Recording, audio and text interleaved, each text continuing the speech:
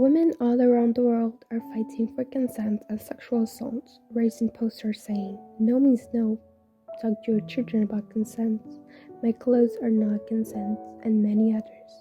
But no matter how loud we are, we're still not heard. But non-consensual sex is sexual assault and will always be. They didn't say no, we were drunk. She was asking for it because of what she was wearing.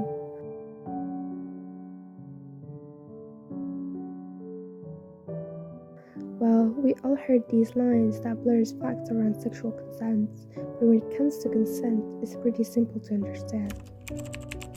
Consent is freely given, knowledgeable, and informed agreement, where rather than looking for a no, make sure there is a clear and active yes.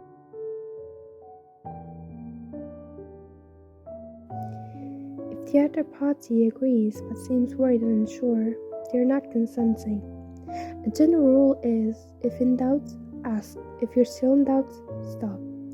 I don't know or maybe is still not consenting, as well as if drunk or drugged.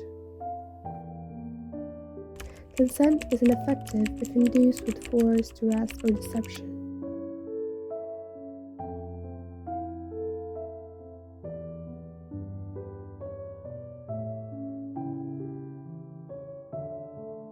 Consent is only knowledge if both of the parties are aware of all the facts about the act. If not, then it's not consensual. For example, while lied about the action, it's fraud in the factum, and while lied about the actor, it's fraud in the inducement. In some cases, yes could actually mean no, and the party is entitled to consent to one act but not the other, and it could be changed at any time. Deceiving and converting someone's no to a yes by coercion is ineffective consent. Stories of coercion are always been seen in movies and books or even in real life, and it could be seen in the Greek mythology.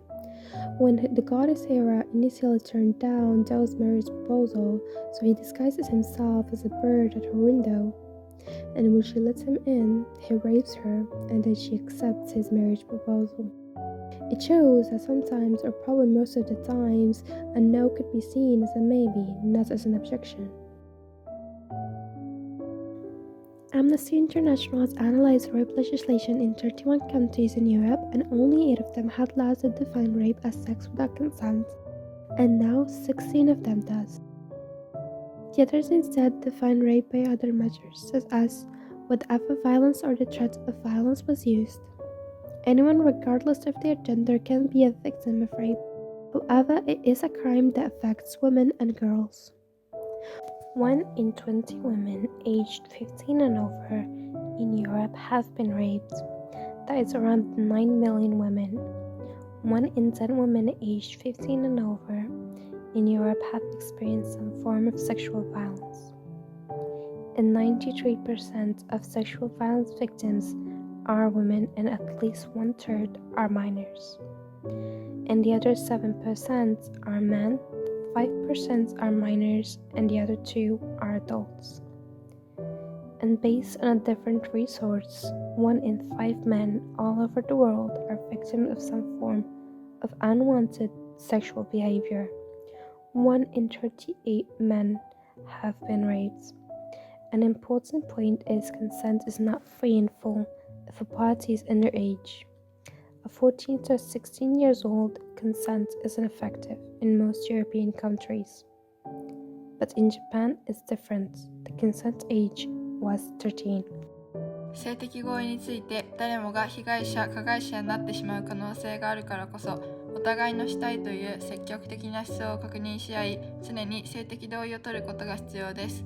望まない性的経験によって傷ついたり、誰かを傷つけることなく快適な生活を送るためにも、性的同意について考え、理解することが大切です。日本の法務省によると、性的行為に同意できるとみなす性交同意年齢が13歳から16歳への引き上げも2023年7月13日執行で、16歳未満への行為は処罰される年齢が近い者同士の行為は罰せず、13歳から15歳は5歳以上年上なら相手が処罰対象になります。